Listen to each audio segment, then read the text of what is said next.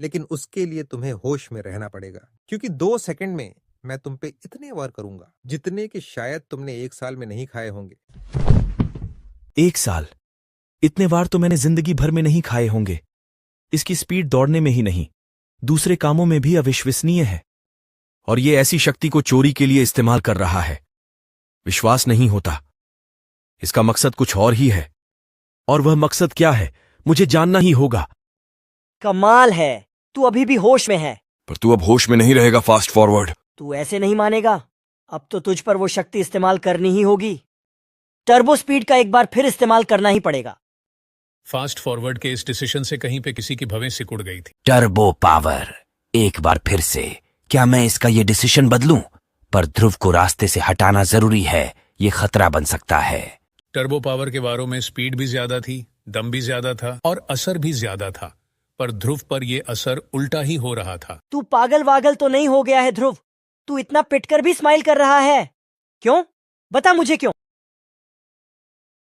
क्योंकि मुझे तुमसे मार खाना अच्छा लग रहा है फास्ट फॉरवर्ड, और मैं चाहता हूं कि तुम इतनी तेजी से वार करो जिनसे ना तो मैं बच पाऊं और जिनको ना तुम रोक पाओ।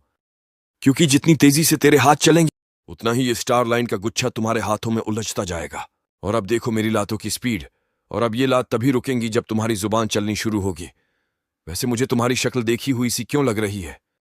रुको, रुक जाओ, मत मारो। तुम्हें मेरी शक्ल जानी पहचानी इसीलिए लग रही है क्योंकि आरर गग गठ गग्गो नग गग आर गग।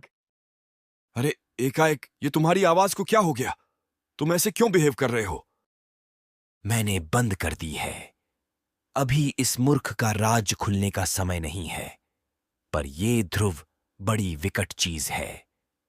फास्ट फॉरवर्ड की ताकत को ही इसकी कमजोरी बना दिया। पर मेरे पास इसका इलाज भी है। भाग। फास्ट फॉरवर्ड अपने बंधे हाथों को लेकर वहां से भाग निकला। ओह, मैं इसके हाथ बांधकर ही रुक गया, जबकि मुझे इसके पैर भी बांधने चाहिए थे। पर अब इसकी स्पीड पहले से कम लग रही है। मैं पूरी ताकत लगाकर इसका पीछा कर सकता हूं। शायद ऐसा इसकी एनर्जी का लेवल कम होने के कारण हुआ है।